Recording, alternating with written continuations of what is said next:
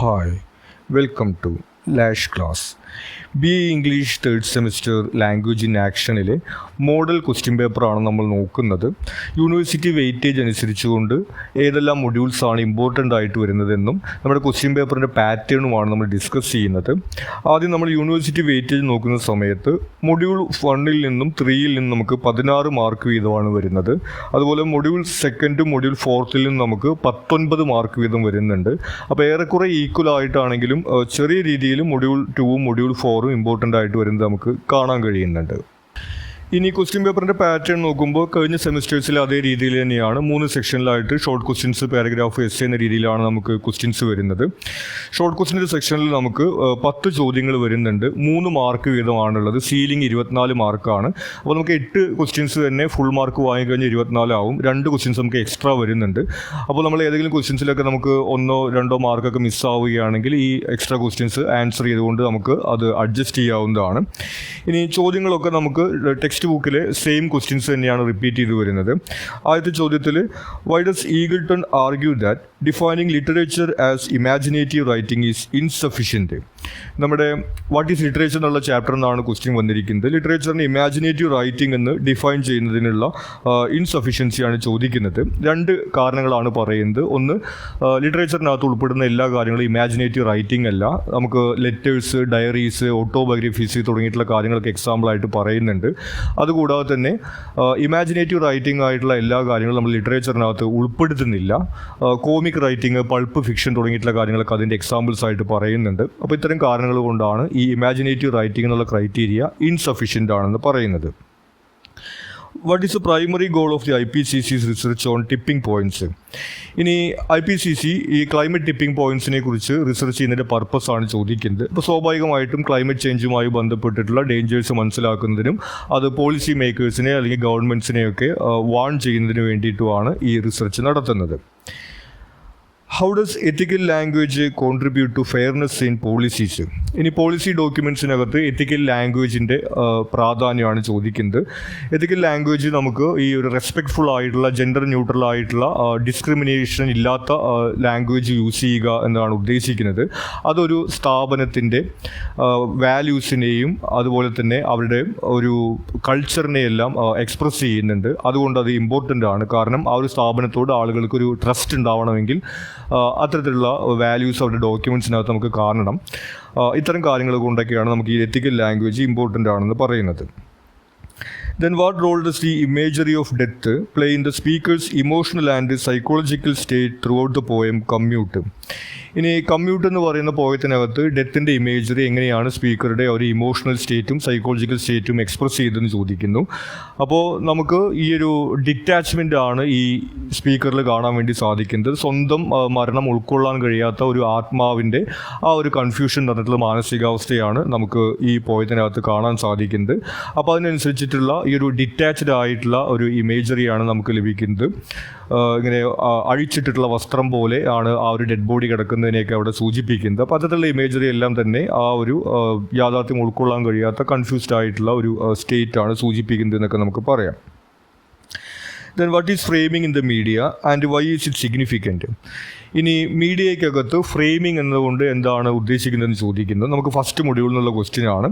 അപ്പോൾ ഫ്രെയിമിംഗ് എന്ന് പറഞ്ഞാൽ നമുക്ക് പരിചിതമായിട്ടുള്ളൊരു പദമാണ്. അതായത് കാര്യങ്ങൾ ഒരു പ്രത്യേക രീതിയിൽ അവതരിപ്പിക്കുന്നതിനെയാണ് ഫ്രെയിമിംഗ് എന്നതുകൊണ്ട് ഉദ്ദേശിക്കുന്നത്. ഒരു വിഷയത്തിൻ്റെ ഒരു ഭാഗം മാത്രം ഹൈലൈറ്റ് ചെയ്ത് കാണിച്ചുകൊണ്ട് ഒരു പ്രത്യേക രീതിയിൽ അവതരിപ്പിക്കുന്നതിനെയാണ് നമ്മൾ ഫ്രെയിമിംഗ് എന്ന് പറയുന്നത്. സ്വാഭാവികമായിട്ടും അത് പബ്ലിക് ഒപ്പീനിയൻ അല്ലെങ്കിൽ പൊതുജനാഭിപ്രായത്തെ മീഡിയ സ്വാധീനിക്കുന്നു എന്നുള്ളതുകൊണ്ടാണ് അത് സിഗ്നിഫിക്കൻ്റ് ആയിട്ട് വരുന്നത്.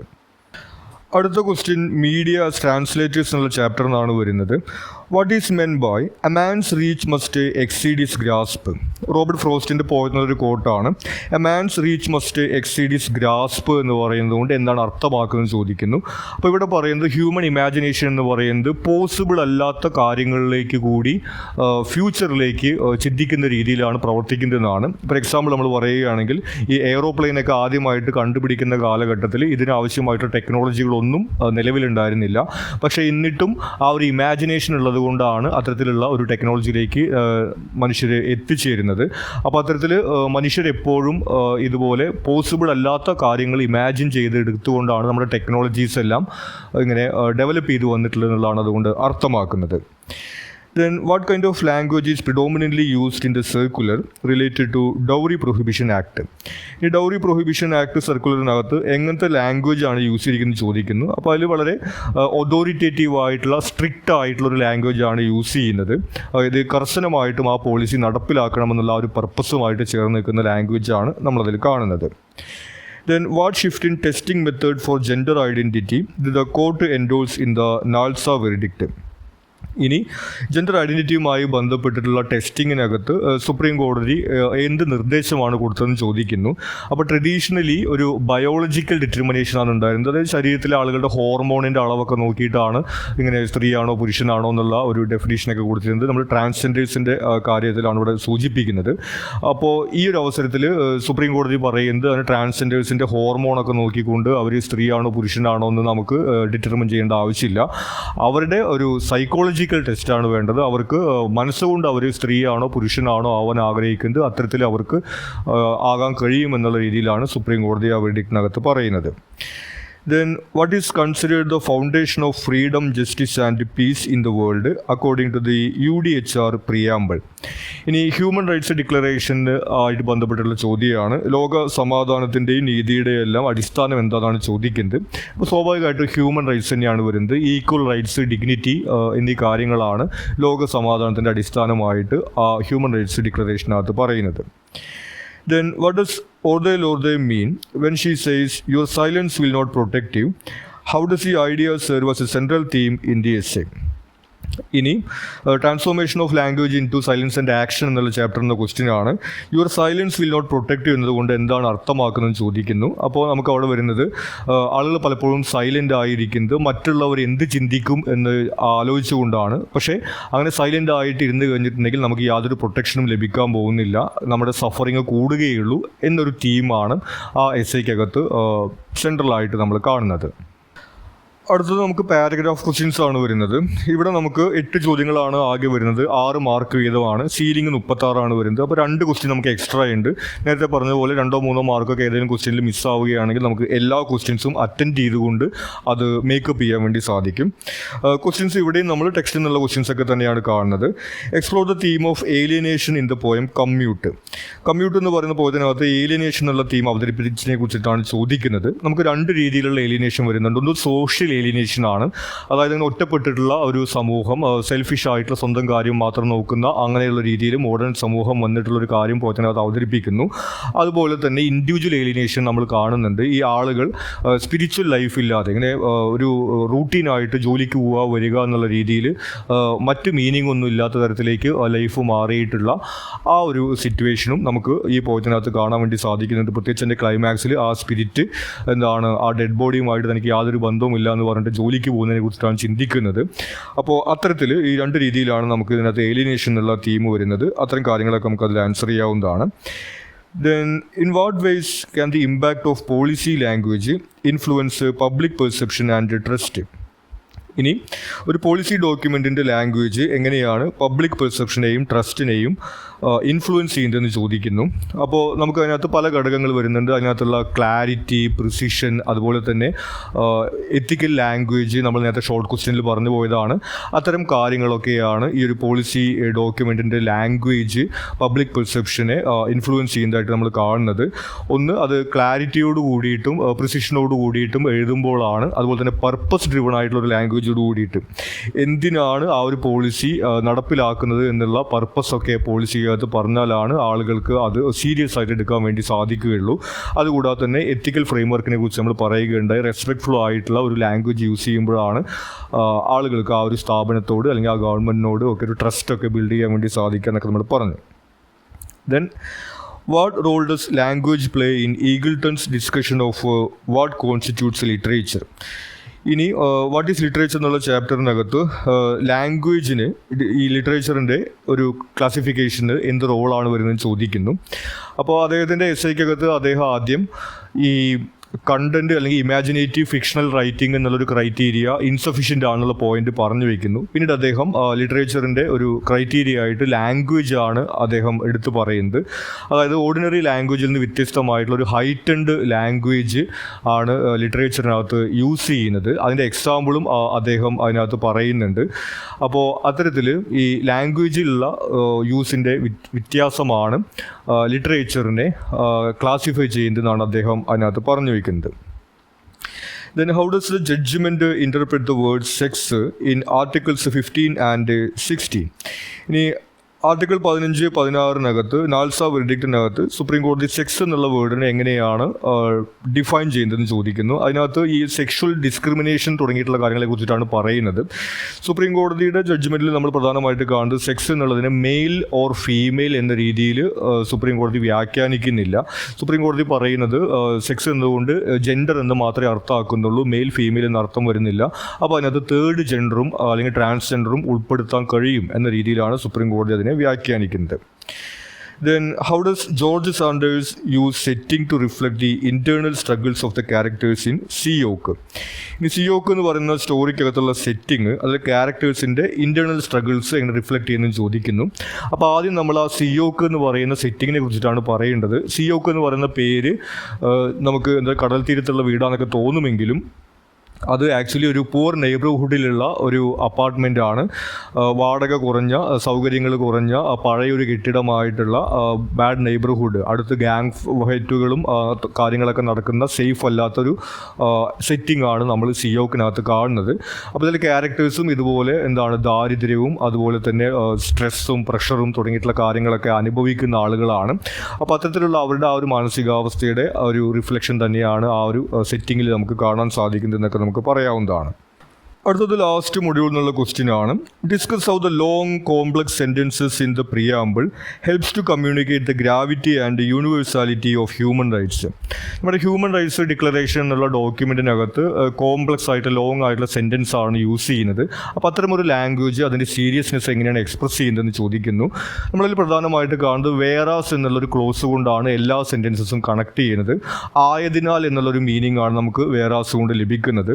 അതിൻ്റെ എക്സാമ്പിൾ വരുന്നത് മനുഷ്യാവകാശം ലോക സമാധാനത്തിൻ്റെ അടിസ്ഥാനമായതിനാൽ മുൻകാലങ്ങളിൽ മനുഷ്യാവകാശം ലംഘിക്കുമ്പോൾ യുദ്ധങ്ങളും അക്രമങ്ങളും ഉണ്ടായതിനാൽ ഈ രീതിയിൽ ആയതിനാൽ എന്നുള്ള മീനിങ് വരുന്ന രീതിയിലാണ് വേറാസ് എന്നൊരു ക്ലോസ് അവിടെ യൂസ് ചെയ്യുന്നത്. അപ്പോൾ ഇതുകൊണ്ട് നമുക്ക് ലഭിക്കുന്നത് ഹ്യൂമൻ റൈറ്റ്സിൻ്റെ ഇമ്പോർട്ടൻസിനെ കുറിച്ച് പറയുന്ന എല്ലാ കാര്യങ്ങളും ഈക്വലി ഇമ്പോർട്ടൻ്റ് ആണ് എന്നുള്ളൊരു മെസ്സേജ് അവിടെ കൊടുക്കാൻ വേണ്ടി സാധിക്കുന്നു. അതുകൂടാതെ തന്നെ ഇത് വളരെ സീരിയസ് ആയിട്ടുള്ളൊരു മാറ്റർ ആണെന്നുള്ള രീതിയിൽ വളരെ ഫോമൽ ആയിട്ടുള്ളൊരു ലാംഗ്വേജ് യൂസ് ചെയ്യുന്ന തുടങ്ങിയിട്ടുള്ള കാര്യങ്ങളാണ് അതുമായിട്ട് ബന്ധപ്പെട്ട് നമുക്ക് പറയാവുന്നത്. Then, why is it insufficient to analyze software-driven media with the traditional methods of critique? ഇനി ഫ്രം ഡോക്യുമെൻറ്റ്സ് ടു പെർഫോമൻസ് എന്നുള്ള ചാപ്റ്റർ എന്ന് വരുന്നതാണ്. നമുക്ക് ട്രഡീഷണൽ മീഡിയ പോലെ സോഫ്റ്റ്വെയർ മീഡിയ എന്തുകൊണ്ടാണ് അനലൈസ് ചെയ്യാനോ ക്രിറ്റിസൈസ് ചെയ്യാനോ സാധിക്കാത്തതെന്ന് ചോദിക്കുന്നു. അപ്പോൾ ട്രഡീഷണൽ മീഡിയയ്ക്കകത്ത് നമുക്ക് ഡോക്യുമെൻറ്റ്സ് ആണ് കാണുന്നത്. അത് ബുക്സ് ആയാലും ഫിലിംസ് ആയാലും സോങ്സ് ആയാലും എല്ലാവർക്കും ഒരേ ഒരു എക്സ്പീരിയൻസ് തന്നെയാണ് അതിൽ നിന്ന് ലഭിക്കുന്നത്. എന്നാൽ സോഫ്റ്റ്വെയർ മീഡിയ എന്ന് പറയുന്നത് പേഴ്സണലൈസ്ഡ് ആണ്. ഇപ്പോൾ നമ്മൾ ഇൻസ്റ്റഗ്രാമോ മറ്റൊക്കെ എടുത്ത് നോക്കുന്ന സമയത്ത് ഓരോരുത്തരുടെ ഫീഡും വ്യത്യസ്തമാണ്. ഒരു ബുക്ക് എടുത്ത് നോക്കുന്ന സമയത്ത് എല്ലാവർക്കും സെയിം പേജസ് ആണ് കാണാൻ സാധിക്കുക. പക്ഷേ നമ്മൾ ഈ ഒരു സോഫ്റ്റ്വെയർ മീഡിയ നമ്മൾ എടുത്ത് നോക്കുന്ന സമയത്ത് ഓരോരുത്തർക്കും വ്യത്യസ്ത കണ്ടൻറ്റുകളാണ്, വ്യത്യസ്ത രീതിയിലാണ് ആളുകൾ അത് ഉപയോഗിക്കുന്നത്. അതുകൊണ്ടാണ് നമുക്ക് ട്രഡീഷണൽ രീതിയിൽ അത് ക്രിറ്റിസൈസ് ചെയ്യാൻ, നിരൂപണം നടത്താൻ വേണ്ടി സാധിക്കില്ല എന്ന് പറയുന്നത്. Then, discuss the role of language in shaping media narratives. How do word choices and linguistic techniques influence audience perception and public opinion? ഇനി നമുക്ക് മീഡിയ ആൻഡ് ലാംഗ്വേജ് എന്നുള്ള ഫസ്റ്റ് മൊഡ്യൂളിൽ നിന്നുള്ള ക്വസ്റ്റ്യൻ ആണ് വരുന്നത്. അപ്പോൾ സ്വാഭാവികമായിട്ടും മീഡിയക്കകത്ത് ഉപയോഗിക്കുന്ന ലാംഗ്വേജ് ഈ പബ്ലിക് ഒപ്പീനിയനെ സ്വാധീനിക്കുന്നുണ്ട് എന്ന് നമ്മൾ പറയുന്നുണ്ട്. മീഡിയ ഉപയോഗിക്കുന്ന വേർഡ് ചോയ്സസ് നമുക്ക് എക്സാമ്പിൾസ് ആയിട്ട് വരുന്നത് ഈ ഒരു പ്രൊട്ടസ്റ്റ് എന്നുള്ള വാക്കും റയറ്റ് എന്നുള്ള വാക്കും മാറി ഉപയോഗിക്കുന്നത്. അതുപോലെ തന്നെ ഫ്രീഡം ഫൈറ്റർ, ടെററിസ്റ്റ് എന്ന രീതിയിൽ ഒരേ കാര്യത്തെ തന്നെ രണ്ട് രീതിയിൽ വ്യാഖ്യാനിക്കാൻ കഴിയുന്നത്. അപ്പോൾ ഇത്തരത്തിലുള്ള വേർഡ് ചോയ്സസിനെ കുറിച്ചൊക്കെ നമ്മൾ പറയുന്നു. പിന്നെ അതിൽ വരുന്ന ടോണ്, ഫ്രെയിമിങ് തുടങ്ങിയിട്ടുള്ള മറ്റ് ടെക്നിക്സുകളെ കുറിച്ചൊക്കെ നമ്മൾ പറയുന്നുണ്ട്. അപ്പോൾ അത്തരം കാര്യങ്ങളെല്ലാം തന്നെ ഈ ഒരു പൊതുജനാഭിപ്രായത്തെ സ്വാധീനിക്കുന്നതാണെന്നാണ് നമ്മൾ പറയുന്നത്. ഇനി ലാസ്റ്റ് സെക്ഷനിൽ നമുക്ക് എസ്സേ ക്വസ്റ്റ്യൻസ് ആണ് വരുന്നത്. നമുക്ക് 3 ക്വസ്റ്റ്യൻസ് ഓപ്ഷൻസ് വരുന്നുണ്ട്. ഒരെണ്ണം ആൻസർ ചെയ്താൽ മതിയായിരിക്കും. 10 മാർക്കാണ് വരുന്നത്. ഫസ്റ്റ് ചോദിക്കുന്നത് language as a tool of survival and resistance elucidate. നമുക്ക് transformation of silence into language and action എന്നുള്ള ചാപ്റ്റർ എന്നാണ് വരുന്നത്. അതിനകത്ത് ലാംഗ്വേജ് എന്ന് പറയുന്നത് ഒരു സർവൈവൽ ടൂളുമാണ്, അതുപോലെ തന്നെ റെസിസ്റ്റൻസുമാണെന്ന രീതിയിൽ അവതരിപ്പിക്കുന്നു. അപ്പോൾ അവിടെ നമ്മൾ കാണുന്നത് നമ്മുടെ സൈലൻസ് നമ്മളെ പ്രൊട്ടക്റ്റ് ചെയ്യില്ല തുടങ്ങിയിട്ടുള്ള കാര്യങ്ങളാണ്. നമ്മൾ ഈ എക്സ്പ്രസ് ചെയ്യേണ്ടതിൻ്റെ പ്രാധാന്യത്തെക്കുറിച്ചിട്ടാണ് പറയുന്നത്.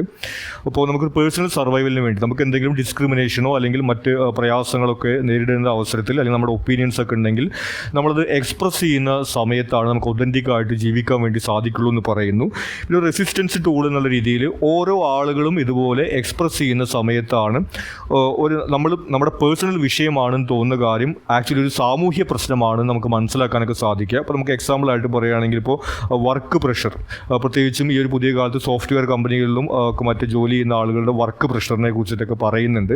അപ്പോൾ ഓരോരുത്തരും അത് അവരവരുടെ പ്രശ്നമാണെന്ന് വിചാരിച്ചുകൊണ്ടിരുന്ന് കഴിഞ്ഞിട്ടുണ്ടെങ്കിൽ അതൊരു മാറ്റം ഉണ്ടാവില്ല. അത് പരസ്പരം കമ്മ്യൂണിക്കേറ്റ് ചെയ്തുകൊണ്ട് അവർ എക്സ്പ്രസ് ചെയ്യുന്ന സമയത്താണ് ഇത് നമ്മുടെ മാത്രം പ്രശ്നമല്ല, അത് എല്ലാവർക്കുള്ള പ്രശ്നമാണെന്ന രീതിയിൽ അത് അഡ്രസ്സ് ചെയ്യാൻ വേണ്ടി സാധിക്കുന്നത്.